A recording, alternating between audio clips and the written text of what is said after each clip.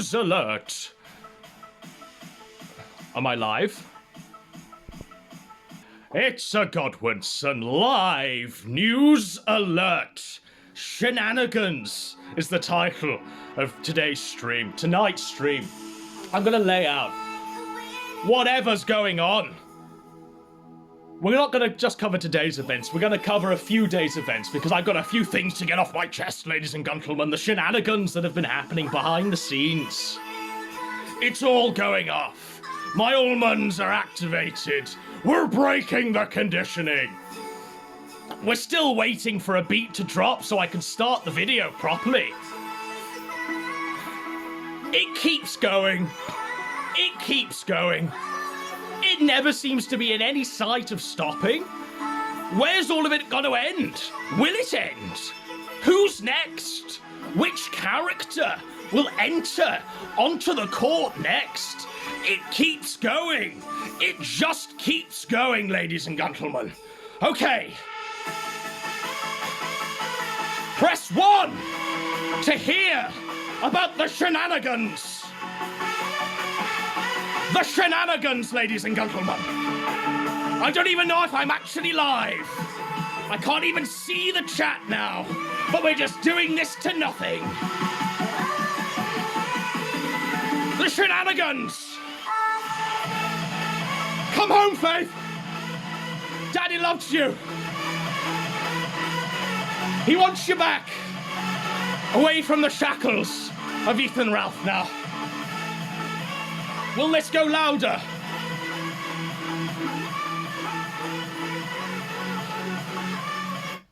I really hope that was live, because I'm not doing that again. Not for a while. So, shenanigans. Where to begin with the shenanigans, ladies and gentlemen? So, I think the best and most appropriate place to start is with Super Sargon. Super Sargon 3. It came to me once. A while back, long before I conceived and proposed the idea to the guys, to the Kino Samurai, it came to me that I thought it would be pretty fucking good to do a sort of heel stream with Sargon. We finally, the two of us, settle our beef. We break bread. We shake hands like men. I thought that would be a pretty good sort of thing to do. A while back, right? The opportunity sort of presented itself, for real, a day or so ago. I'm a bit fuzzy on the days because so much shit is happening right now, but around the time when I sent out the tweet, Super Sargon, tonight, for just a moment, ladies and gentlemen, for just a short moment of time, that was real. We had Sargon. Super Sargon. We were perfectly willing to fan his balls for an hour. Just so long. As he just did a few dabs on Ethan Ralph. That's all we asked. All we asked was a few simple dabs from Sargon of Akkad. And I'm going to tell you the story of how it got away. Of how Sargon slipped away now into the ether. Back to the heart of oak or whatever bullshit he's doing now.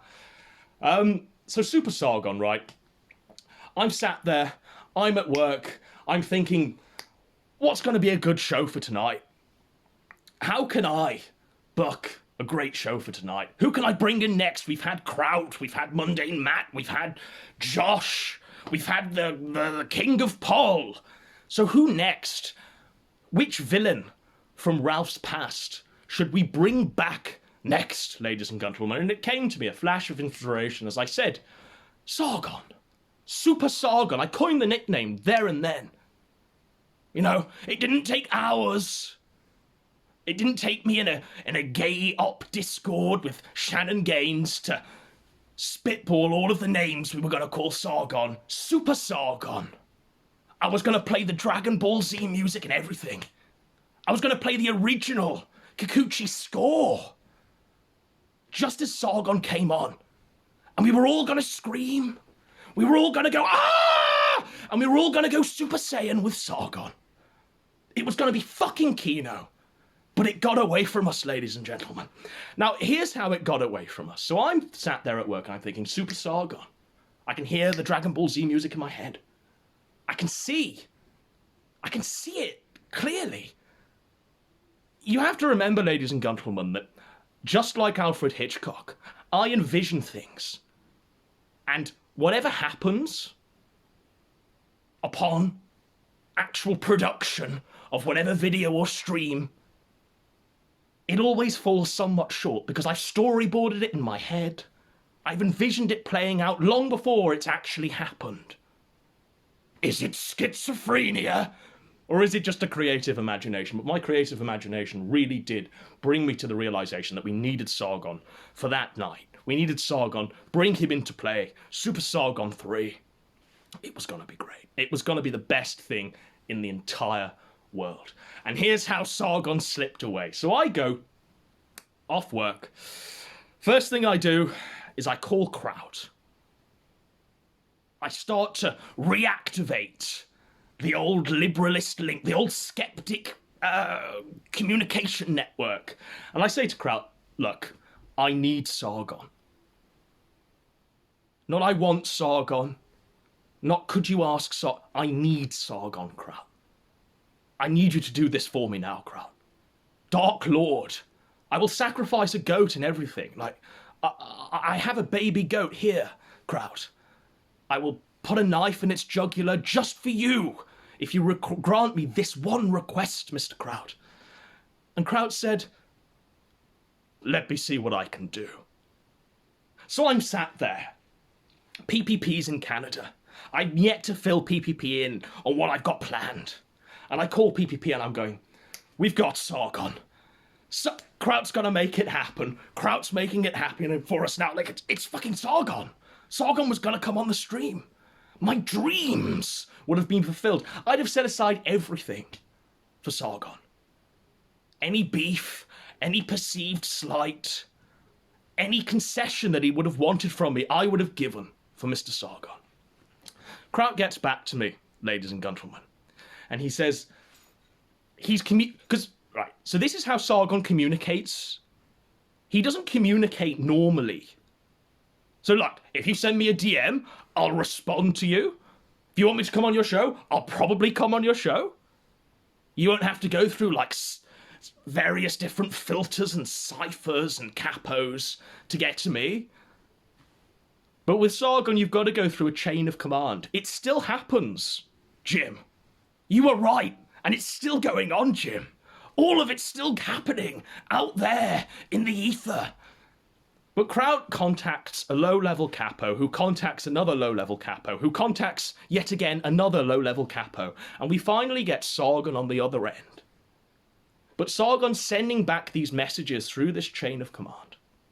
And Kraut tells me, look, Gobinson, the only way you're going to get Sargon is if we concede to this one demand. And I'm like, anything, Kraut. We'll do it. Fuck it. What does he want? And Kraut tells me, Sargon, he wants me to capitulate, Godwinson. He wants me to debase myself, Godwinson. Well, what does the debasement entail, Kraut? He wants me to go on a hot mic with him in a private Discord call, which he'll obviously record, by the way, and they can hash out their differences. And I just say to Kraut, if you've ever done anything in your life, do this, please. And even if you don't mean it, even if you have to kiss the stepfather's ring, just do so with your fingers crossed. You can put them behind your back so the stepfather can't see you. We just need Sargon. We just need to play these fucking mafioso games with Sargon. We have to pretend he's Don Corleone. We just have to do this, Kraut. This is important.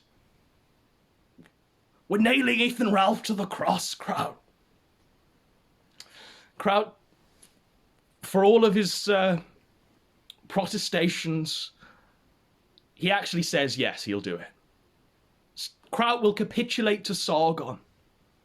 He will debase himself for Sargon.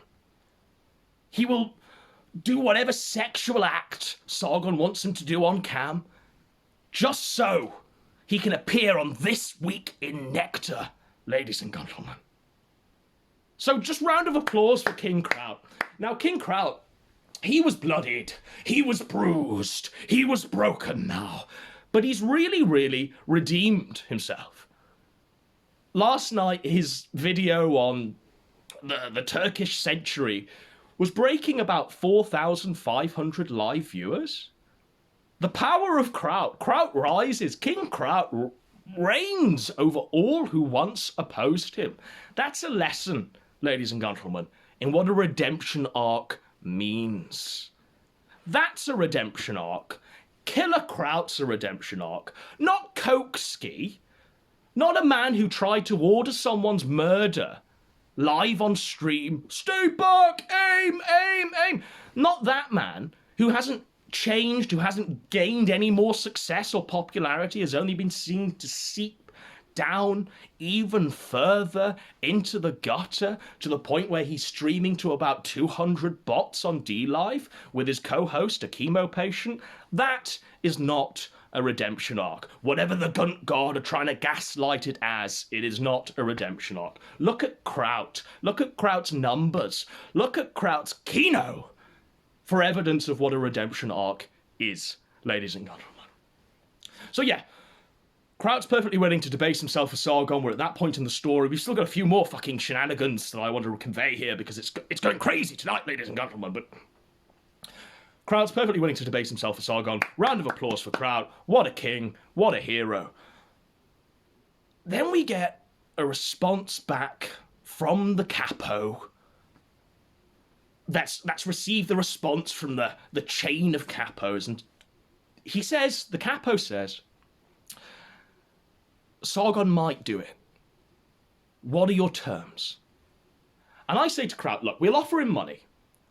I'm perfectly willing to spend a small fortune on just getting Sargon, not even to appear on stream, ladies and gentlemen. I was that desperate. I was perfectly happy for Sargon to just do a pre-recorded video. All he had to do was say Ethan, Ralph, and Dab, and he'd have got a grand sum of money. I won't disclose what the sum of money was, but I was perfectly willing there and then to lay it down for Sargon.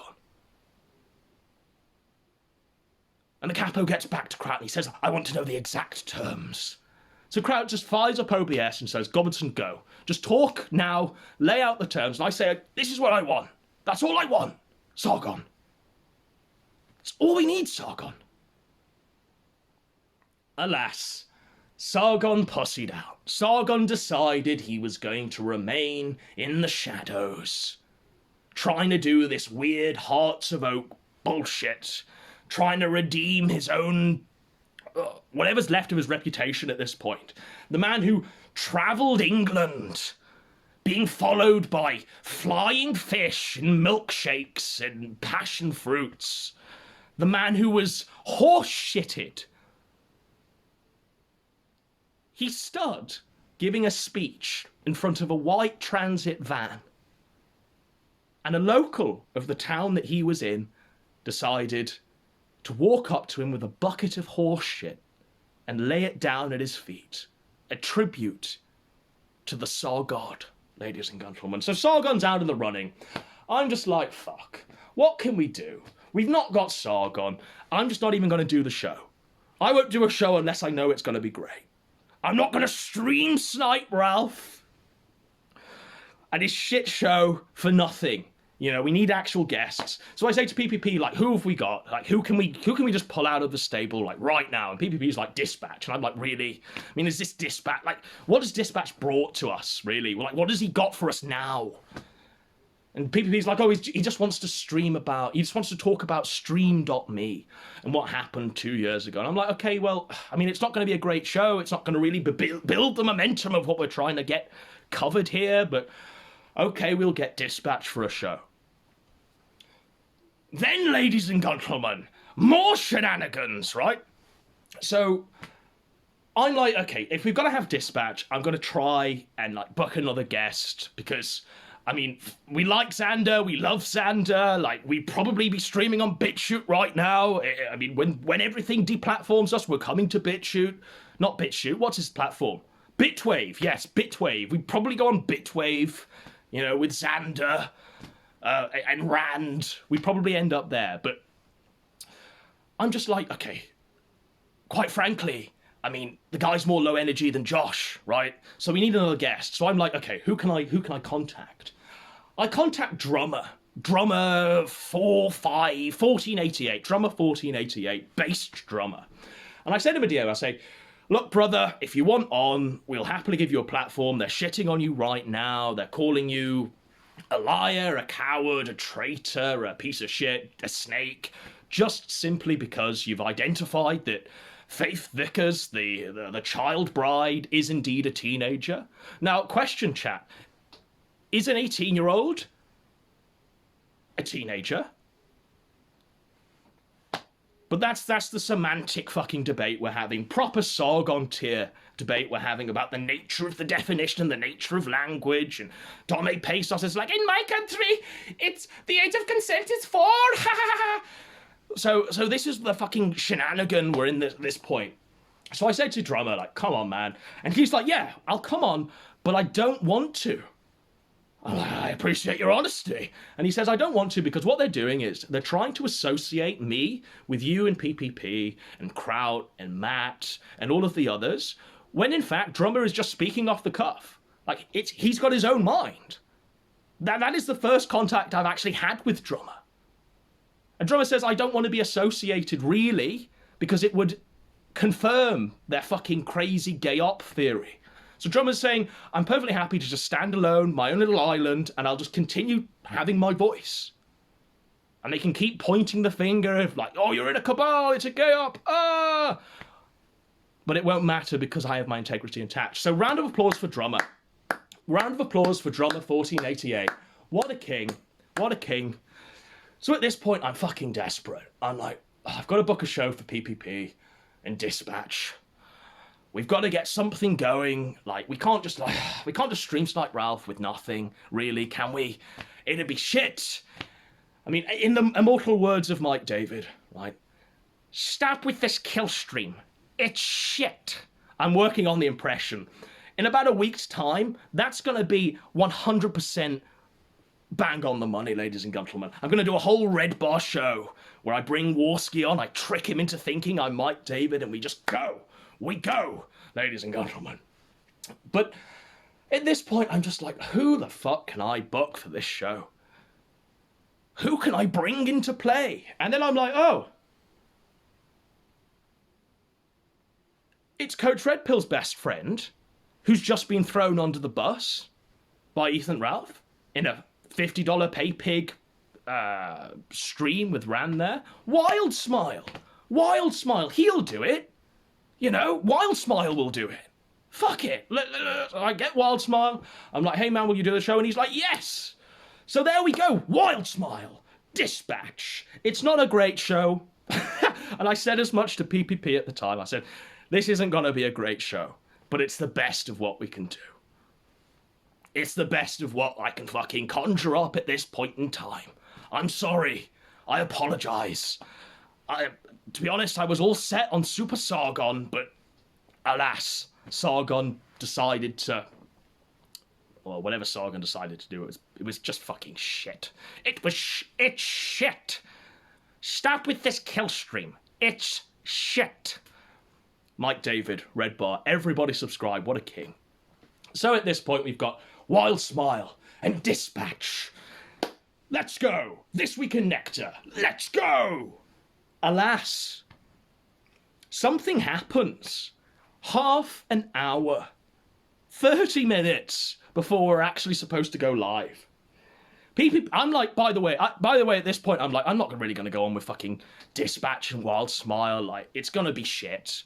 It's going to be underwhelming, so I'm just going to go to bed. There's no point staying up for this. Is there? Would you stay up for Dispatch and Wild Smile? No. Of course you fucking wouldn't. But I'm just like, I'm going to go to bed. Just as I'm about to go to bed, you would not believe what happens next. The father of the child bride starts to tweet out on a Twitter account. That's actually him. Like, that's actually him, Matt W. Vickers. The handle there. 2013, the account was established. It was shilling his business and, like, boomer quizzes. And there's a tweet on there saying, I miss my fedora and my hair. Like, it's him, it's Matt Vickers. And he's just tweeting out incessantly. Ralph, bring my daughter home. Ralph, please, I need Faith to come home. Ralph, please, stop being this way. Stop being an emotionally stunted piece of reanimated dog shit. This wad of cookie dough. You live in Guntsville, Virginia. You're a piece of shit, Ralph. That's what the father is saying, ladies and gentlemen. So, half an hour before we're supposed to go live, before I'm supposed to just go to bed, I say to PPP, okay, let's roll the dice. I've got another great idea. And this time, I'm going to make it happen regardless. Regardless, ladies and gentlemen. I'm going to make this happen regardless. I say to PPP, let's get the dad. Twin, the dad, let's go. It'd be fucking excellent. And the way the dad was tweeting, I was like, yeah, this guy is like constantly browsing the Kiwi farms as we speak. This guy is having tweets and tweets sent at him, informing him of who Ethan Ralph is, of who the guy is that has decided to abduct his daughter and kidnap her and shackle her into his mother's trailer halfway across the country. This guy's obviously got to do the show, right? Okay. Fuck. Now this is where it gets fucking wild. This is where it gets fucking crazy, ladies and gentlemen. So PPP asks what in hindsight is a perfectly reasonable question, but at the time, it was just like, what? It broke me. The question broke me. Now, do you want to know what the question was? How?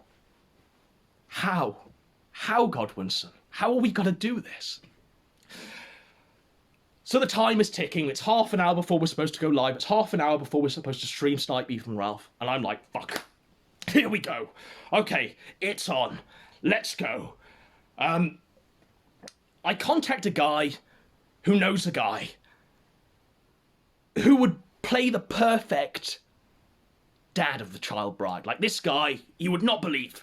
Like, you would not believe the guy we got, right? And this guy, we did our best to woo him. This is the pitch, and I say this pitch all for about 4 different people. 4 different people. It might be less, but it was about 4 different people. This is the pitch. I say to the guy, right, we're about to go live, 9:30 EST. I've got the dad. Me and PPP are going to do an interview with the dad this week in Nectar. It's going to be great. It's going to be amazing. It's going to be Kino. And the guy's laughing. The guy's like, oh my God, yeah, fuck, great. Why have you called me? And I'm like, well, here's the hitch. Here's the little niggle there. You're going to be playing Matthew Vickers. And the guy is like, yes, this is the role of a lifetime. I'm ready to do this. And he's doing the voice. He's doing the pitch perfect voice. This was a 10 out of 10 voice. This was a voice of a broken man, of a man whose daughter has meth teeth and has gone crazy and has moved in with Ethan Ralph. That was the voice, ladies and gentlemen. And I was just like, okay, we found him. And the guy says, look, I really want to do it. I'm going to regret this for the rest of my life. But I just can't do it. I just can't do it. It's too much exposure. And this was a guy, by the way, who you all know and love. This was a guy who you've all been saying won't get involved, won't fall on the side of the righteous, who you've all been trying to bring back from the dead, or obscurity, or Twitter, or wherever the fuck he's been quarantined to. Maybe that's giving it away. I promised the person we'd never give it away. But this guy was perfectly willing to do it. And he just thought, I don't want the heat. Sorry, Godwinson. Sorry, PPP. You guys have fun. I don't want the heat. And I'm like, fair enough, man. Like, you're a fucking great guy. Like, we had a big conversation beforehand. Like, top guy. Right. So I say to PPP, there's 20 minutes left on the clock. I say to PPP, it doesn't end here. It's not going to end here. PPP's like, yeah, let's go. Let's go. He's like, what have you got next, Godwinson? And I'm like, well, let's just see if we can actually get the real dad. Let's just roll the dice and see if we can actually get the real dad. I go back to the Twitter. And at that moment in time, the only person that the dad had responded to on Twitter, the chosen one, the chosen member of the Neat Samurai that Matthew Vickers had chosen was Ear Juice. Now, whether he'd been rocking out to Daft Gunt, who knows? But for some reason, he decided to choose Ear Juice. Within seconds of him deciding to choose Ear Juice, I'm calling up Ear Juice. I'm like, Ear Juice, man, he's chosen you. We need you to get the dad. We need you to just do something to get the dad. It's 20 minutes on the clock. There's maybe like 15 minutes on the clock. It's going crazy. It's going wild. Ear Juice, just do this for us. And Ear Juice is like, yes, I'm going to do it. Right, I'll help you out as best I can. He shuts off the call. He sends a tweet asking if we can... Right, so at that moment in time, that is still up in the air. And I'm still like, okay, that could fall through pretty easily, but we've got a good chance. But we've also got a good chance of just getting a guy to be Matthew Vickers. To be Matthew W. Vickers, dad of the child bride. Holy shit, ladies and gentlemen. What do you think happens next? Oh, Shenanigans, the clock is ticking. I'm just saying, fuck. Right, okay, so I call Wild Smile the guest for tonight's show. And I say to Wild Smile, all right, man, we're going to do a stream with the dad. We've got the dad for an interview. Myself and PPP are going to be interviewing Matthew Vickers. Wild Smile breaks down in laughter. He can't believe it. He's going crazy. He thinks this is great. And he says, why have you called me? And I said, well, there's only one hitch, Wild Smile. Oh?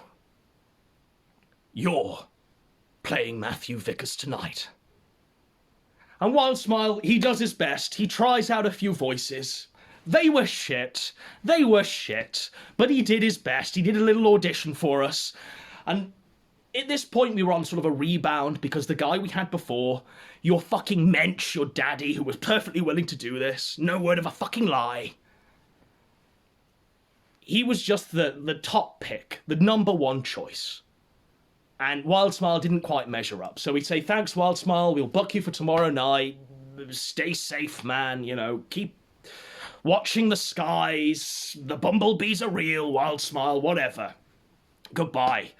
10 minutes left. PPP's just like, okay, I don't know what I'm going to do. I'm just going to have Dispatch and fucking Wild Smile on. I'm like, no, fuck Dispatch. Fuck Wild Smile. We're gonna go right up to the wire, PPP. We're going right up to the wire. I'm gonna make this happen, PPP, whether it kills me or not. Right, so it's crisis time. There's about 5 minutes left. I'm like, oh fuck, who can I find? Who can I find to do this?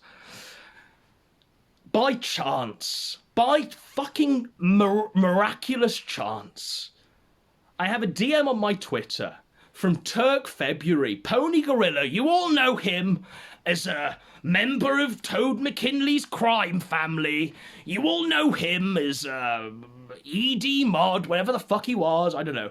But we knew him briefly as a member of the Toad McKinley crime family. And I'm like, fuck, has it come to this? I've got to grovel to one of Toad's capos, who was born, you know, before the fucking Berlin Wall fell. Because that's who we're after. We're after older men. We're after older candidates to fulfill the role. Shit. So I say to Turk February, look, man, it's all or nothing. Can you just speak for us? I give up the pitch. I'm not even going to do, right, so we've got Matthew Vickers on and you're playing Matthew. I don't even do that. I'm just like, just speak. I just get him on a call and I just say, just speak. I close my eyes and I hear Matthew Vickers. I hear it there and then. It's not great, It's not as good as the guy before the other guy before the other guy, but it's pretty fucking good. And Turk February is all psyched out. And he's like, who is Matthew Vickers? There's 4 minutes left. There's 4 minutes left on the clock. And I'm like, okay, right. So you're Matthew Vickers. You live in Penn State, California, or Penn Valley, California. You know, your daughter ran off with a meth addict and is now with Ethan Ralph in his mother's trailer. You used to wear fedoras. You missed your hair. Like, you're a good man. You've been married for 22 years. I'm giving this down the microphone. PPP posts the Squire of Gothos' compendium of who the whole fucking white trash family is. Maury, Jerry, and for the Anglos out there, Jeremy Kyle. It's all like that. And I'm like, fuck, okay. Turk February's like, right, I need half an hour. I'm like, half an hour, right. Turk February's like, I need to get into character. He disconnects the call. And I'm like, okay, we're rolling the dice. Now, either Turk February is just gonna do a big gay up on us and no show, which will be fine, or he'll come through for us and it will be amazing. It will be absolutely amazing. Now, oh, fuck. We're at a point now in the story where myself and PPP are having to filibuster for half an hour in the vain hope that Wild Smile or whomever comes on, Turk February comes on and does the show for us and does Matthew Vickers for us. Earjuice, by the way, is still sending an email or whatever, trying to get the real dad. So at this point, we've got the real dad, or we've got Turk February playing the dad, who's now gone off into a Robert De Niro-esque method acting, where he's decided to father a child, have her run away in the 30 minutes we've allotted him to get into character. And I say to PPP, right, so the way we're going to do this, we're going to filibuster for half an hour. We're going to lay out the timeline of events. We're just going to go. We're just going to keep going until the guy shows, until it happens, until Matthew Vickers actually arrives. If he doesn't arrive, then we've done a good show. We could probably carry a great show between the two of us. We always have. And nobody would really know. Nobody would really know that it didn't actually work out. So, ladies and gentlemen, the moment of truth arrives. We get to the half an hour point in the show. Like, there's thousands watching. Thousands of people are waiting to see Matthew Vickers. And we finally introduce Matthew Vickers, and he comes on, and Turk February gives the greatest single performance, not just of his life, not just of our lives, but of humankind. So big up for the king that is Turk February. He really got into the role. Like, he really became Matthew Vickers to the point where I'm like, am I actually talking to the dad? Like, this is so real. This is so real. Now, I forgot to mention a very important detail, and this is the funniest moment of the night.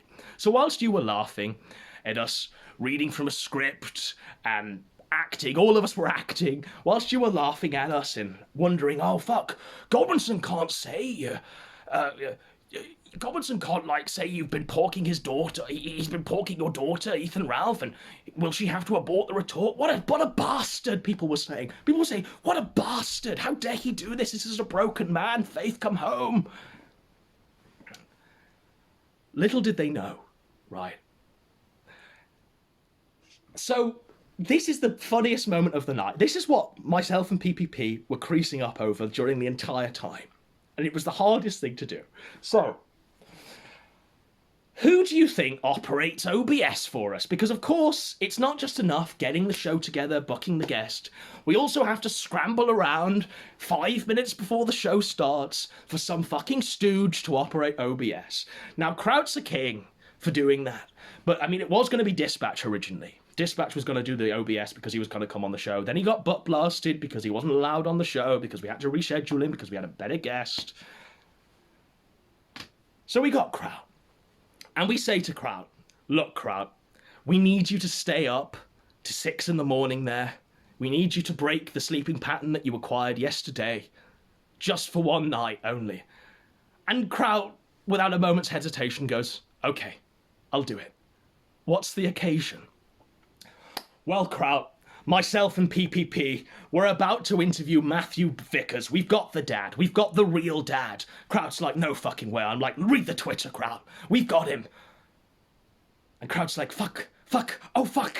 It's happening. It's happening. So Kraut, the entire time, throughout the entire interview, Kraut doesn't even know that Turk February playing the dad is a fake dad. Like, Kraut thinks it's real. So Kraut, throughout the entire interview, thinks he's talking to the real dad. It's fucking Kino. It's amazing. Kraut even offers him to, like, pay for a plane ticket so he can fly out. The genuine heart of Kraut. Amazing. What a king. What a king. And I had to do that, ladies and gentlemen. So here's my justification, not just for lols afterwards, but here was the justification.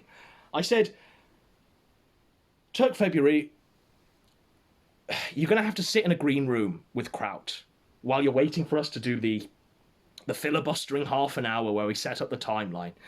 And you've got to be fucking convincing. You've got to be in character the whole time. You've got to convince Kraut that you are the father. Here's your first trial. Before you go live to the thousands watching, Kraut is your first trial. Shit. He joins the call.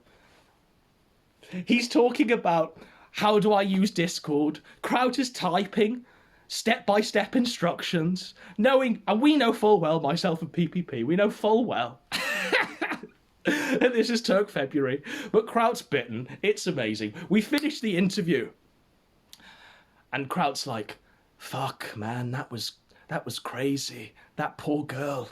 I really do hope Faith comes home. And I say, Kraut, I can't do it any longer. It was a fake dad. Kraut doesn't believe it, by the way. Kraut doesn't believe that it was a fake dad. He thinks that, like, that's a lie. Like, because during the show, like, Jarbo, Matt, has been DMing him going, oh my god, have they actually got the real dad? And Kraut is like, yes. Yes, they have. It's crazy. What a shit show. What a timeline. And I say to Kraut, no, it really isn't the real dad. Like, it's a guy we got. It's an actor. It's a king in his own right, Kraut. And Kraut just burst into the most spontaneous moment of laughter I've ever heard from another person. This was great. Kraut lit up. Kraut was like, I can't believe you guys. You guys are crazy. Like, it was fantastic. What a king. Then, ladies and gentlemen, the fallout from the fucking Matthew Vickers interview. Shenanigans continue even further. Like, so during the entire stream, pretty much the entirety of Kiwi Farms is split 50-50 as to whether we've actually got the real dad and we're just being cunts to the real dad and we're cracking abortion jokes to the real dad and saying that Ethan Ralph is porking his daughter to the real dad, and what fucking cunts PPP and Goblinson are. What evil fucks they are. And the other half of Kiwi Farms has realised that it's a kayfabe, but even they aren't sure. Even they are like, well, even if this is an actor, this is just too fucking good. All three of them are playing their performances really well. Even Kraut's been offering, like, plane tickets. Surely that's genuine. Oh, fuck. So that was real good. That was real good. That's what I want to see every night. I want people to question reality. I want people to question the nature of things. I want doubts in people's minds. I really do. I absolutely do. I want people to sort of wonder, is what I'm seeing reality? And if it is reality, what's going on? So that worked out really fucking well. That was real fucking greatness. I was really happy. Even during the stream, right? The actual real dad who's watching, like, it was good enough just getting him watching on D-Live. The actual real dad who's watching is saying, okay, I'm not on these guys' show, but, you know, whatever. That's a fake me. And I'm spur of the moment, I look at the tweet and I'm like, fuck, we've got to make a... Now, I know you've said, Matt, that you wouldn't come on anyone else's show but ours, and you've put out a flat denier, but you're only here for one night only, and it worked out well. It worked out to the point where there are still people even now thinking it wasn't real. Was real, I should say. People think that this whole fucking explanation is bullshit, and we got the real dad. You'll believe whatever you want to believe. Kayfabe or not, that still happened, and they are probably the thoughts Turk February's performance is probably to the nail, to the T, what the actual dad would say. I mean, he captured the voice of the father at that moment in time. Now, the guy we originally got, your daddy, your king, he would have given the best fucking performance. He was willing to do it in a split. In the 2 or 3 minutes we were talking, where he was practicing the voice and he was doing it, we were like, yes, this is how you come back onto the show. This is how you come back onto the scene and make your name. Again, you fall on the side of righteous and you fucking say to Ralph, fuck you, I don't need you anymore, no internet friends. And he was willing to do it, but then he thought, heat, and it was perfectly understandable. It was perfectly understandable, ladies and gentlemen, but Turk February did a fucking great job. I was so happy. I was so proud.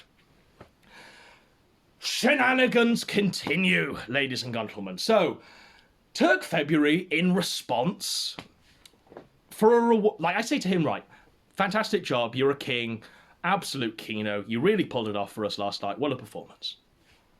Anything you want, we'll give you. Thinking, okay, he just wants us to come on the show. He just wants, like, I don't know, maybe he wants to be on a This Week in Nectar. That'd be absolutely fine, where he reveals himself. That would be absolutely fine. Whatever you want, we'll give you. The guy gets back to me like, I want to do a ghost hunting adventures show with you. Right? Okay, right, well, I'm up for it. I mean, I'm fucking crazy, but I'll do it. And he's like, no, in all seriousness, will you come on the Turk February show on Bitwave? I'm like, yeah, we'll come on. Myself and PPP, it'll be fine. It'll be a reward. Whatever you want, man. Like, you did a great solid for us, and we're really happy, and everyone thinks it's great. And whether you think it's real or kayfabe, you will appreciate the performance, right? You will appreciate the words that he was saying. So February just goes fucking mental. Like, I say, yes, man, like, we'll do the show. And I wake up this morning, just before I'm about to go to work, and I get a deluge of just DMs, just like he's been having a schizophrenic conversation with himself. And I know it's funny, I know it's supposed to be hilarious, you know, you want Mundane Matt, you want to have a threesome with Mundane Matt, you want to have sex with Mundane Matt, you want Mundane Matt to stick a dildo up your ass. That's hilarious, man, but fuck, you're turning into like another video game snake, man. Like, you did a great solid for us. We're happy. You're a king. We'll do your show. But just leave it at that. Stop spamming my DMs. Fuck. Shenanigans continue, ladies and gentlemen. Shenanigans continue. So Xander is fucking ghosting PPP now. Xander won't do the rescheduled show. He's not even getting back to PPP. It's a fucking shit show. PPP's weeping. He really wanted to do the Xander show, and I'm like, okay, right, whatever. As we're live with the Matthew Vickers interview, Gahul gets raided. Like, this is real. Gahul gets raided by the FBI. Like, Gahul is like the head of TV Chan, a TV board where he shitposts about Kino. He gets raided by the FBI because some wacko out there has lied to them and said he's got CP on his laptop. Gahul gave his laptop to the FBI to take away. He's expecting that to come back soon. It's been fucking going crazy. It's been absolutely mental, ladies and gentlemen. And now today, I get back from work. PPP calls me, and he's like, this is happening. And I'm like, okay, let me just adjust. Let me just get into the fucking gorilla mindset, and we'll lay it all out. And so Ralph, today, or last night, I should say, he decides to call Mundane Matt, record it. I'm like, right, okay, well, I mean, it was a 3-minute conversation. What could possibly be in that? I mean, it's likely Mundane Matt has done another mea culpa, and it's going to be memed for decades, and it's going to spawn about 5 albums. It's going to be fucking shit for Mundane Matt. He should never have answered the phone, and when he did and asked who it was, he should have just said, goodbye, whatever. So Ralph's got him on a hot mic. The jury's still out on that one. Apparently at 9:30 tonight, we'll know the result of the Mundane Matt gay op, the 3-minute gay op. Apparently, according to Mundane Matt, and I believe Mundane Matt a lot more than I do Ralph, Matt says, you know, why have you got an underage child bride? You know, at least he works. At least Mundane Matt, Ralph is laughing at Mundane Matt for driving Uber Eats, skipping the dishes or whatever, and Matt says, well, at least I work and I don't leech off my mother, right? So it's whatever happens, it's going to please their base that just hate Mundane Matt regardless. But whether there's actually some content in there that's actually meme-worthy, who knows? But they're going to use it regardless. So jury's out on that one. Next thing that's been happening is that the father on Twitter and Ralph have been just going back and forth, constantly. The father's like, bring my daughter home, you piece of shit. And Ralph's like, you piece of shit. She's with me now. I'm going to sully your daughter. I'm fucking your daughter. Like, this is what he's saying to the actual dad. The real dad. He's saying, I'm fucking your daughter. I'm having a great time. She's never going to come back to you. So Ralph is trying to destroy the father-daughter relationship in the 2 weeks that he's known this girl. He's trying to destroy it forever. Now, we all know that this is going to burn out in the next 2 weeks. She's going to run home to dad. She's going to go cool, tearful, say, bring me home, bring me home. And she's going to go back to her father. We know that this is the case, ladies and gentlemen, but for some reason, Ralph thinks he's got another child bride for life. Whoa. So, that's happening. Then, Ralph decides to put out up on his Twitter, like, videos of him at a museum with the child bride. And this is where the story gets fucking crazy. Like, it was crazy before, but this is where it absolutely gets wild, ladies and gentlemen. Absolutely wild. Now, if you're running the Kiwi farms, you've got to be a certain sort of fellow. And I can't think of a candidate better suited as the owner and proprietor of the Kiwi farms than Joshua Connor Moon.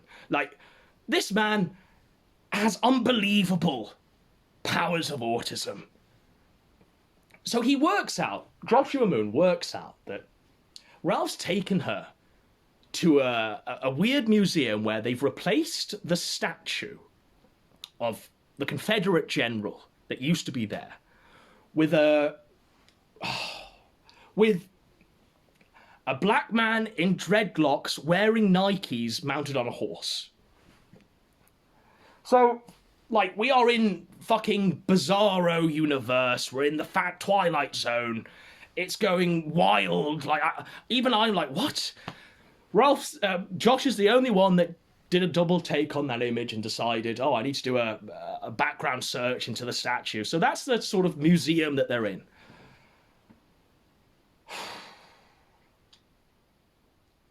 Ralph is a man of culture. He is a king.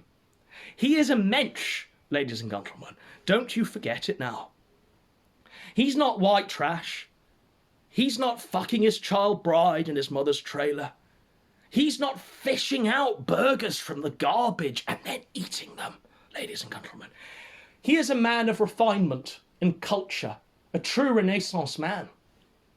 He is the Leonardo da Vinci of our times. And to show all those damn dirty A-logs out there that he is a man of culture, a man of art, a man of principle, he decides to put up videos of his trip to the museum with the child. And in those videos, Ralph is about 7 Stellas deep, because that's what he's drinking. He's drinking Stella Artois. He thinks he's a king. The child bride is wearing a top with, like, a Disney elephant on it. Like a Disney elephant, Dumbo, the one that could fly with its ears. She's wearing that on her top. Like, this is a girl who probably still goes to bed with, like, a teddy bear. She's dressed like a child. She looks like a child. So they're at the museum. I'm just fucking in the Twilight Zone. Ralph decides to video her eating a chip. And that's the video, right? Now, I looked at that video and I thought, okay, right, so he's just trying to stick it to the A-logs. He's a man of culture. They're both at the museum. They're both having a good time in the restaurant, right? Him and the child bride are happy. Fuck you, Dad. All of this shit. That's what I thought. Now, this is where the autismo powers of Josh come in. This is the man who is ideally suited to running the Kiwi farms. Like, this man has superpowers, like superpowers. Like, even I'm astounded by, like, this man's ability. So in the split second where Ralph moves the camera up to watch Faith Vickers eat a chip, in the split second she opens her mouth, Josh pauses, he zooms in, he enhances, and he identifies that her teeth are fucked. Her teeth are fucked by meth. She has meth teeth.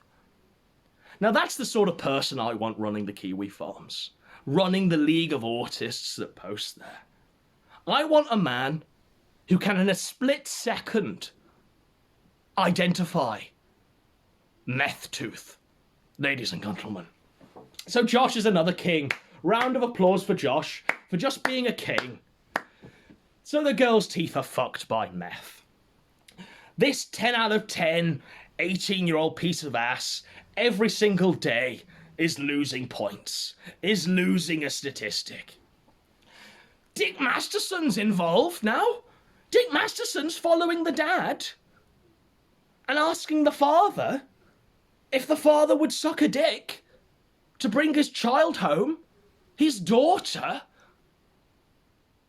that he sired. So that's the integrity of these men. We did it as a joke because we had a fucking actor. And of course, right, we are fucking professional. Like, we're not like this all the time. We're not fucking crazy. We treat the man with respect if he was asking for his daughter to come home. I wouldn't be asking if he'd order his daughter to abort the retort, or I wouldn't be asking how he feels about Ethan Ralph porking his flesh and blood. Like, I wouldn't do that. Like, I'm not mental. But apparently Dick Masterson and Ethan Ralph are perfectly happy to put the green light on the father. Like, this girl is clearly going to go back to her father.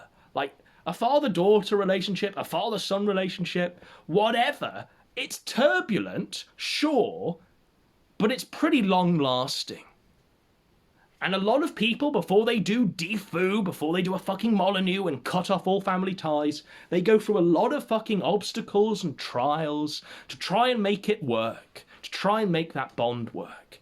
And pretty much 9 times out of 10, when that coffin is being descended into the burial plot, everyone's brought together, there's regrets, but ultimately that bond and relationship is still there. She's going to be thinking of her father for the rest of her life. But Ralph thinks in the 2 weeks that he's known her, and has been riding horses, trying to paint himself as this Renaissance man. Like, you can look at the image of him on this horse. The horse's legs are bowing. The horse can't breathe. And his fat ass is riding this horse. You got to see it to believe it, ladies and gentlemen. But now he's trying to pretend that he's a Renaissance man. He visits museums on his days off. He eats out. He eats great food. He's drinking the finest whiskies and the finest vodkas. And he's regaling her with stories of the Los Angeles crisp sandwich, chicken can sandwich recipes served from the finest paper plates. He's really putting on an act for the 18-year-old. But it's shit.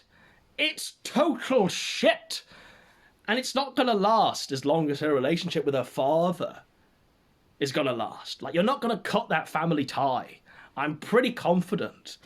And you can get Dick Masterson in, and you can get Warski in, and you can get Dame in to gaslight her and thinking she's in a new family now. Uncle Dame, Uncle Warski, Daddy Dick. You can get her into thinking that that's the mindset that she needs to be in, but that's fucking cultish. That's Molyneux-esque. I'm in free domain radio. It's fucking wild what they're trying to do to this child. It's wild what they're trying to do to this child now. Absolutely shocking. But they're trying to gaslight her, basically, and it's awful. And the father, to me, seems like a fairly reasonable bloke. I got no ill will to the father. I think the father's fine. The father's clearly concerned.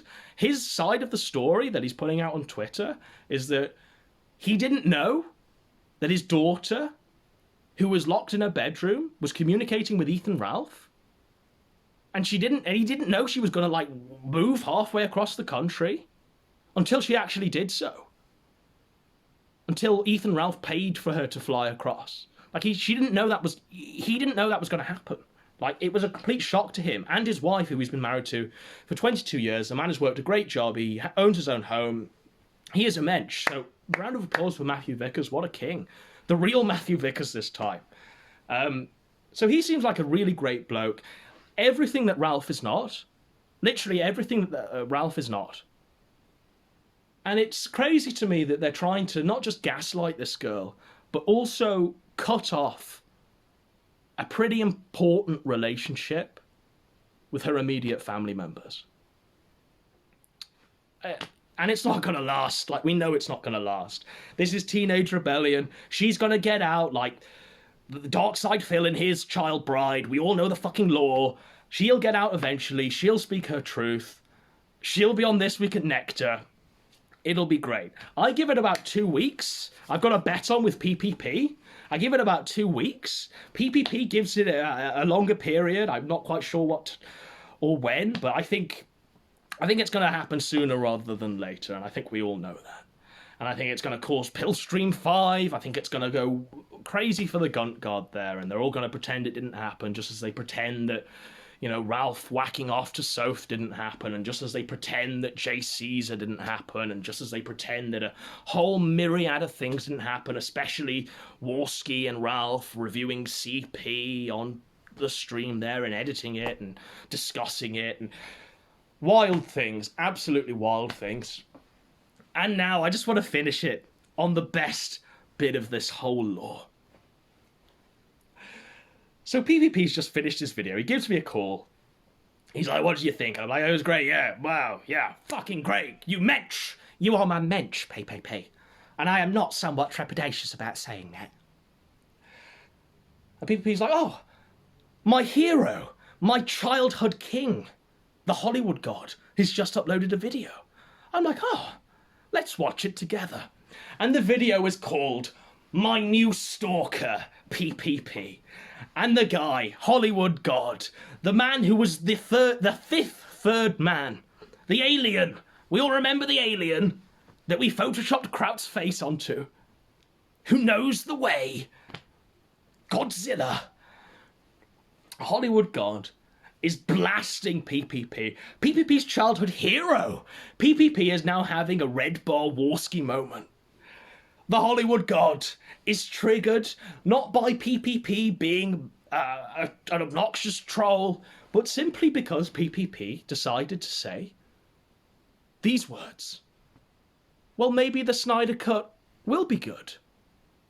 That's all. That's all it took for Hollywood God to go off the fucking rails, to cut a 57-minute promo where he's eating McDonald's and calling PPP a piece of shit. And he's saying, these are the words, by the way, that hurt PPP. Hollywood God, he says, why would I debate beneath me? Why would I look beneath me? PPP, you're a fucking insect, is what the Hollywood God says. It's Kino. Watch it.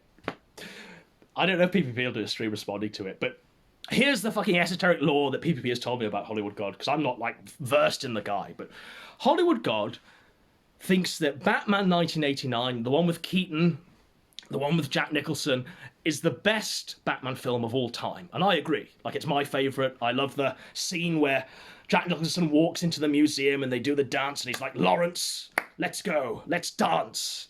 And he's drawing smiley faces on the artwork and the statues and he's destroying it. It's fucking great. It's absolutely great. I love it. I love the soundtrack. Prince is a king. So round of applause for Batman 1989. But that's where my appreciation ends. Because I don't hold Batman 1989 as the apex of the cinematic art form. I just don't. I don't think it's the best film ever. That's just me. I think it's a pretty okay movie. It's probably the best Batman film. It's one of the better superhero films. But it's not entering my top 10 list anytime soon. I'm not going to nominate it for a Sight and Sound poll. I'm not going to submit the list to the BFI with Batman 1989, not even in 10th place.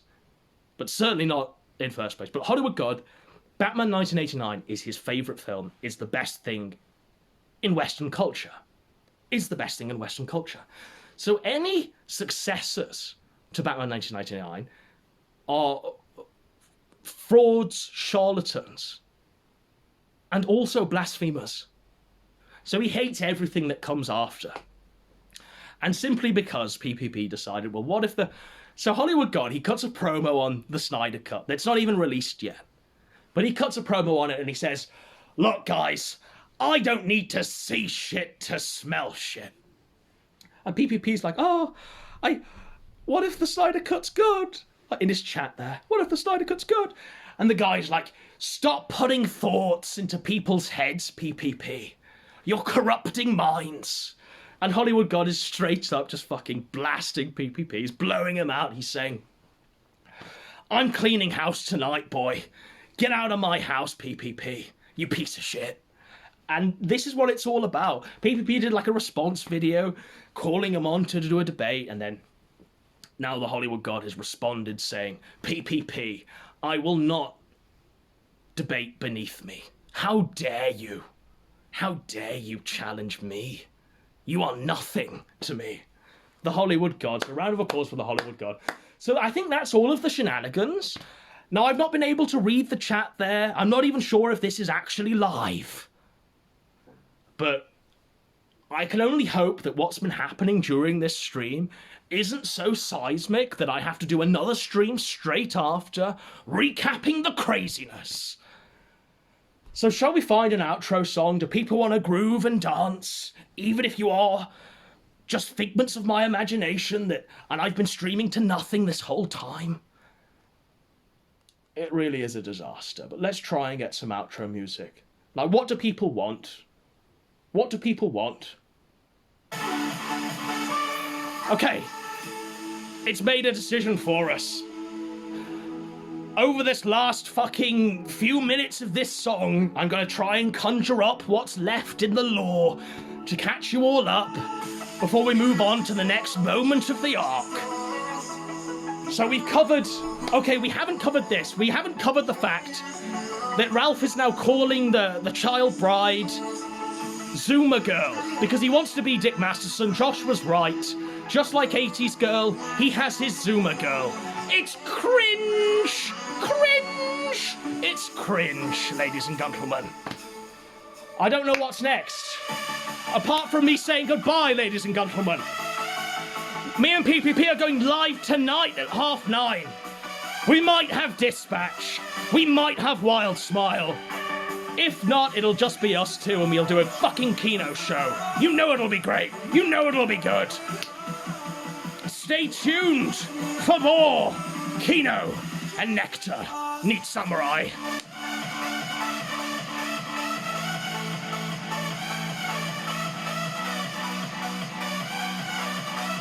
Everybody spam Faith Come Home in the chat. Faith Come Home. Will she come home? Will she? Or will she stay shackled to the gunt?